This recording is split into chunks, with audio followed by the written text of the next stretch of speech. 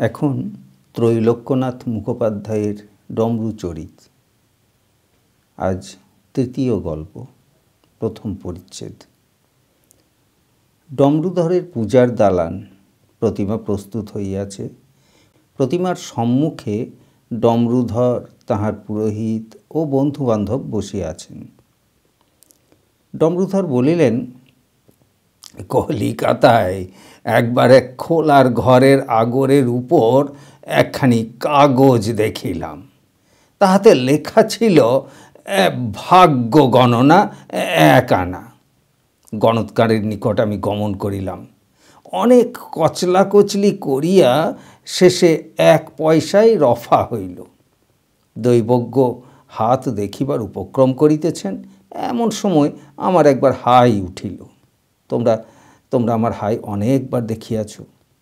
প্রথম হইতেই আমার রূপ দেখিয়া গণৎকার মোহিত হইয়াছিলেন। তাহার পর তাহার সহিত যখন দর কষাকষি করি, তখন তাহার মন আরও প্রফুল্ল হইয়াছিল।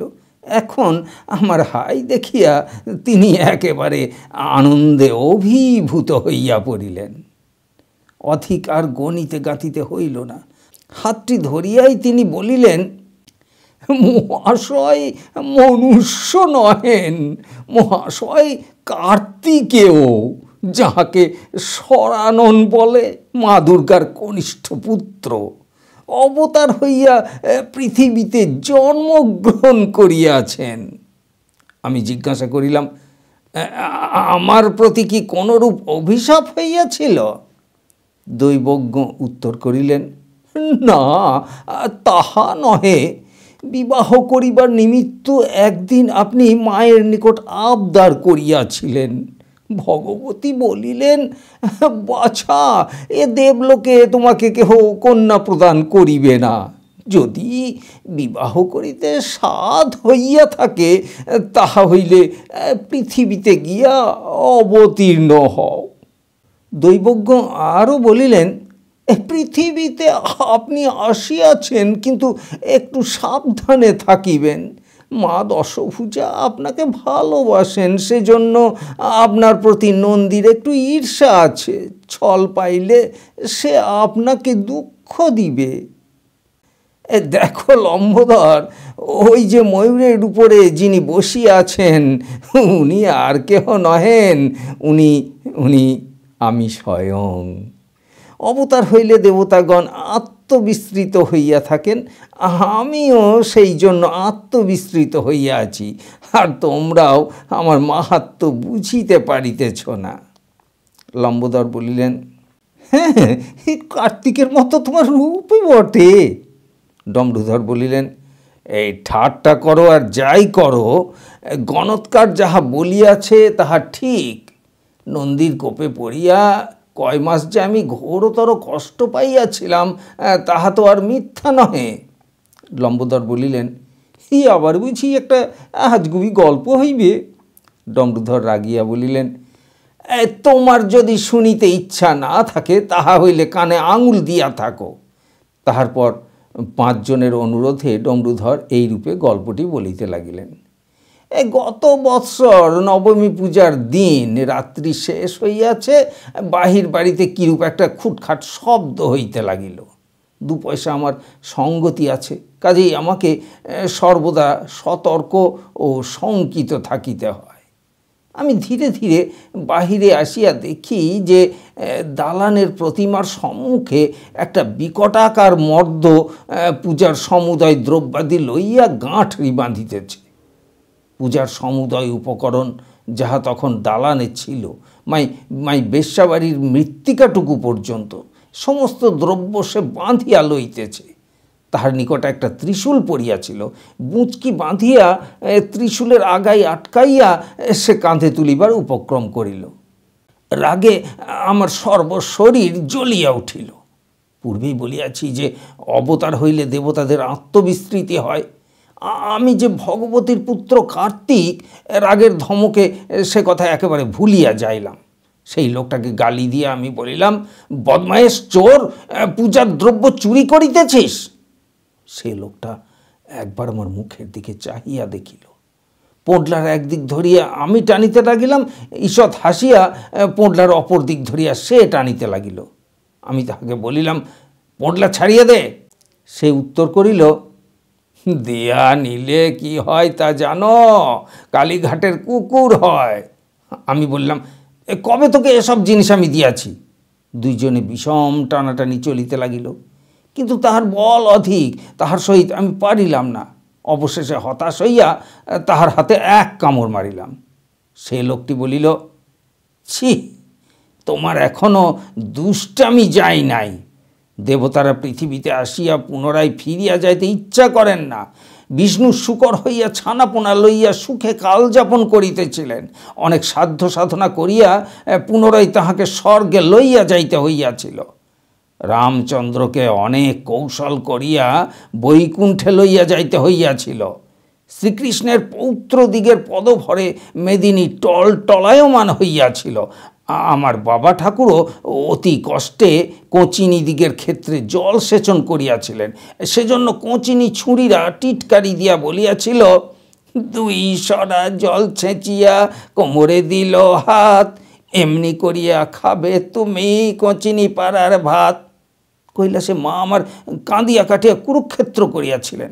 অনেক কষ্টে বাবাকে আমরা পুনরায় স্বস্থানে লইয়া গিয়াছিলাম। দাদা ঠাকুর, তোমাকেও একটু কষ্ট দিতে হইবে, তবে তোমার বিবাহের স্বাদ মিটিবে। সেজন্য আমি তোমাকে অভিশাপ দিতেছি। 6 মাস কাল তুমি সম্পূর্ণ আত্মবিস্তৃত হইয়া থাকিবে। 6 মাস কাল তুমি নানা বিপদে পতিত হইবে। তুমি যেমন ফোকলা মুখে আমার হাতে কামড় মারিলে, সেইরূপ আরেকজনের হাতে কামড় মারিয়া তোমার প্রাণ ওষ্ঠাগত হইবে। এই মুহূর্ত হইতে আমি সম্পূর্ণভাবে আত্মবিস্তৃত হইয়া পড়িলাম। যে বুদ্ধি দ্বারা অসুরদিগকে জয় করিয়া দেবগণকে নির্ভয় করিয়াছিলাম, সেই দেব বুদ্ধি আমার লোপ হইয়া গেল। আমি ঠিক মনুষ্যের মতো নিমেষপূর্ণ নয়নে চারিদিকে ফ্যাল ফ্যাল করিয়া চাহিয়া দেখিলাম। যাহা দেখিলাম তাহা দেখিয়া আমি আমি হতবুদ্ধি হইয়া পড়িলাম। লম্বোদর প্রভৃতি জিজ্ঞাসা করিলেন, কি দেখিলে? ডমরুধর উত্তর করিলেন, বলিব কি ভাই, আর আশ্চর্য কথা। আমি দেখিলাম যে স্বয়ং মহাদেব গণেশের হাত ধরিয়া প্রতিমার সম্মুখে দাঁড়াইয়া আছেন। তাহার স্কন্ধে কিন্তু কার্তিক নাই। কি করিয়া শিব কার্তিককে লইবেন? ডমরুরূপে এইমাত্র কার্তিক নন্দীর সহিত পোঁটলা কারাকারি করিতেছিলেন। পশ্চাতে দেবী ছল ছল নয়নে দণ্ডায়মান আছেন। উঠানে সজ্জিত দোলা রহিয়াছে। উড়ে ভূতগণ দোলার পার্শ্বে দাঁড়াইয়া বলিতেছে, নন্দী কৌঠি গলা, দে রৌচি, টিকে জলদি করো, ইত্যাদি। দেবী মহাদেবের কানে চুপি চুপি কি বলিলেন তখন আমি বুঝিতে পারি নাই। কিন্তু বোধ হয় পৃথিবীতে আমাকে আরও অনেক দিন রাখিয়া শিক্ষা দিতে তাহারা পরামর্শ করিলেন। দুরন্ত বালককে শিক্ষা দিবার নিমিত্ত অনিচ্ছা সত্ত্বেও মাতা পিতাকে কঠিন হইতে হয়। আমি এখন সকল কথা বুঝিলাম। গত বৎসর নবমী পূজার দিন 58 দণ্ড নবমী ছিল। 2 দণ্ড রাত্রি থাকিতে দশমী পড়িয়াছিল। সেই শুভক্ষণে মা কৈলাস পর্বতে প্রত্যাগমন করিতেছিলেন। গত বৎসর মা দোলায় গমন করিয়াছিলেন, সেজন্য মহামারী হইয়াছিল। উঠানে দোলা রাখিয়া উড়ে বেহারা ভূতগণ সেই জন্য কিচিরমিচির করিতেছিল। প্রথম আমি নন্দীদাদার পায়ে পড়িয়া ক্ষমা প্রার্থনা করিলাম। তখন অবশ্য নন্দীদাদা বলিয়া তাহাকে সম্বোধন করি নাই। তিনি বলিলেন, এক থাবা থুতু তুমি আমার হাতে দিয়াছ, তোমার সহিত কথা কহিতে আমি ইচ্ছা করি না। তাহার পর শিবের পায়ে পড়িয়া আমি স্তব করিতে লাগিলাম। সন্তুষ্ট হইয়া শিব বলিলেন, নন্দীর সাপ আমি মোচন করিতে পারি না, অন্য বর প্রার্থনা করো। কি বর প্রার্থনা করিব তখন আমি খুঁজিয়া পাইলাম না। আমি বলিলাম, ভগবান যদি বর দিবেন তাহা হইলে আপনার একটি ভূত আমাকে প্রদান করুন। হাসিয়া শিব বলিলেন, এই ছোটোখাটো ভালো মানুষ একটি ভূত তোমার নিকট আমি পাঠাইয়া দিব, কিন্তু তাহাকে তুমি অধিক দিন রাখিতে পারিবে না। তাহার দেবীর পাদপদ্মে পড়িয়া আমি স্তব স্তুতি করিতে লাগিলাম। সন্তুষ্ট হইয়া দেবী বলিলেন, ডমরুধর, তুমি আমার পরম ভক্ত, সেজন্য সশরীরে তোমার পূজা গ্রহণ করিতে আমরা আসিয়াছিলাম। এ বঙ্গদেশে সহস্র সহস্র লোক আমার পূজা করে, কিন্তু তাহাদের অনেকে মুরগি ভক্ষণ করে, সেজন্য তাহাদের পূজা আমি গ্রহণ করি না। তোমার মাথার মাঝখানে যদি টাক না থাকিত, তাহা হইলে তুমি টিকি রাখিতে। দেখো, আগামী বৎসরে তুমি অতি সংক্ষেপে আমার পূজা করিবে। এত দ্রব্যাদি দিলে নন্দী বহিয়া লইয়া যাইতে পারে না। এক্ষণে বর প্রার্থনা করো। পুনরায় আমি ফাঁপড়ে পড়িলাম। কি চাহিব তাহা খুঁজিয়া ঠিক করিতে পারিলাম না। অবশেষে আমি বলিলাম, মা, সুন্দরবনে আমার আবাদে এই মৃগনাভি হরিণের চাষ করিবার নিমিত্ত স্বদেশী কোম্পানি খুলিব মনে করিতেছি। ভেড়ার পালের নাই বাঙালার লোক যেন টাকা প্রদান করে, আমি এই বর প্রার্থনা করি। দেবী বলিলেন, কৈলাস পর্বতের নিকট তুষারাবৃত হিমাচলে কস্তুরী হরিণ বাস করে, সুন্দরবনে সে হরিণ জীবিত থাকিবে কেন? আমি বলিলাম, যে কাজ সম্ভব সে কাজে লাভ হইতে পারে, সে কাজে বাঙালি বড় হস্তক্ষেপ করে না। উদ্ভট বিষয়েই বাঙালি টাকা প্রদান করে। দেবীর সহিত এইরূপ কথাবার্তা হইতেছে, এমন সময় নন্দী তাহার দক্ষিণ হস্তের আঙুলের উল্টা পিঠের গাঁট দিয়া আমার মাথায় টাকের উপর 3টি ঠোক্কর মারিল। সেই ঠোক্করের আঘাতে আমি অজ্ঞান হইয়া পড়িলাম। ডমরুধরের দালানে চতুর্ভুজ নামক এক ব্রাহ্মণ যুবক বসিয়া গল্প শুনিতেছিলেন। লম্বোদর তাহাকে সম্বোধন করিয়া বলিলেন, আচ্ছা চতুর্ভুজ, তুমি তো বিএ পাস করিয়াছ, অনেক লেখাপড়া শিখিয়াছ। ডমরুধর শিব ও দুর্গার স্তবের কথা বলিলেন, তুমি একটা স্তোত্র বলো দেখি শুনি। চতুর্ভুজ তৎক্ষণাৎ বলিলেন, শিব দুর্গার স্তোত্র এই, ওং অমৃতোপস্তরণমোষি স্বাহা, ওং প্রাণায় স্বাহা, ওং আপনায় স্বাহা, ওং অপনায় স্বাহা। পুরোহিত হাসিয়া বলিলেন, ও স্তোত্র নহে।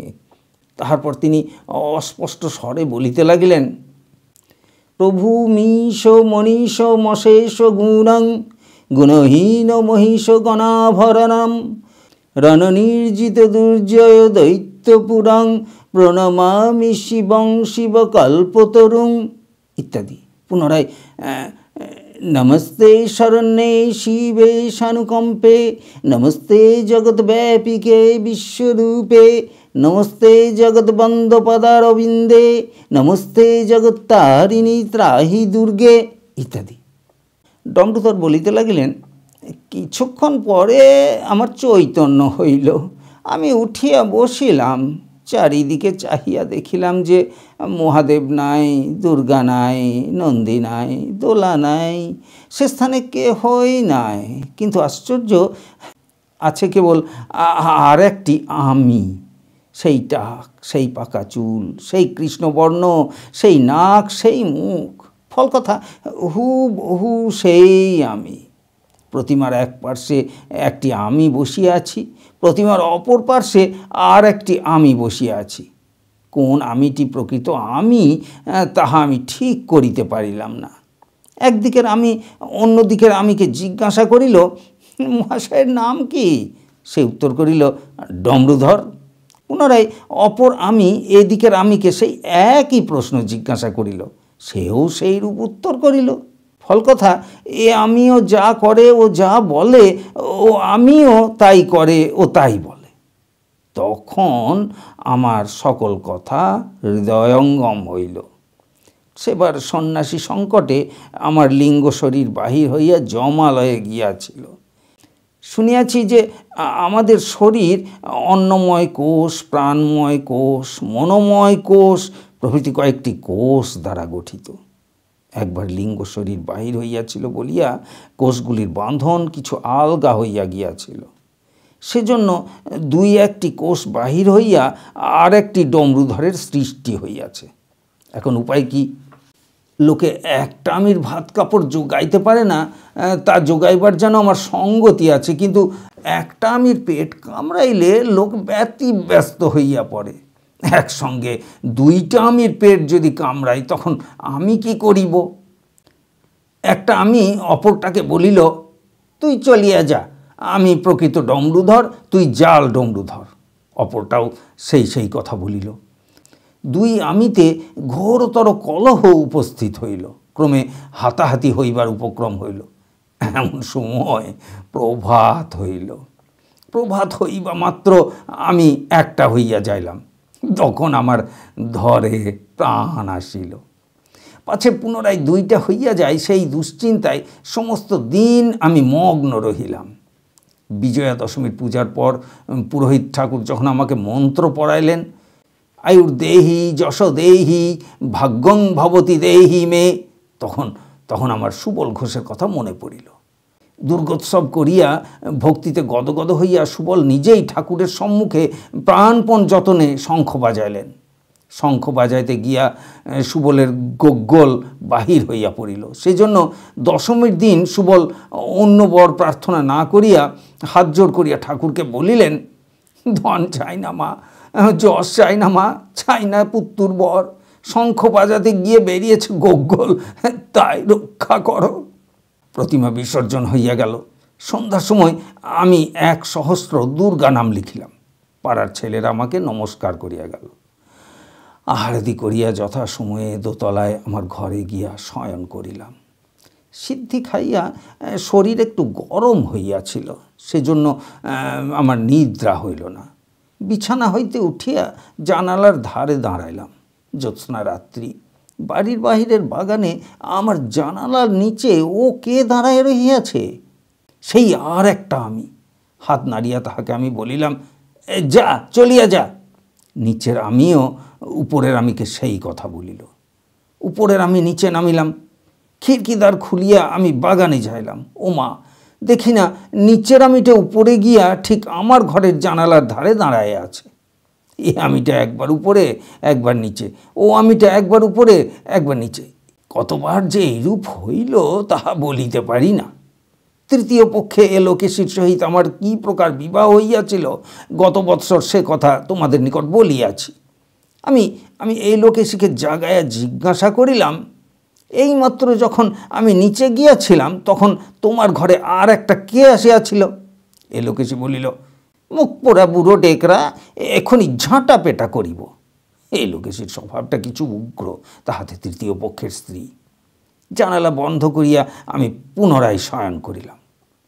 পরদিন রাত্রিতেও সেই রূপ হইল।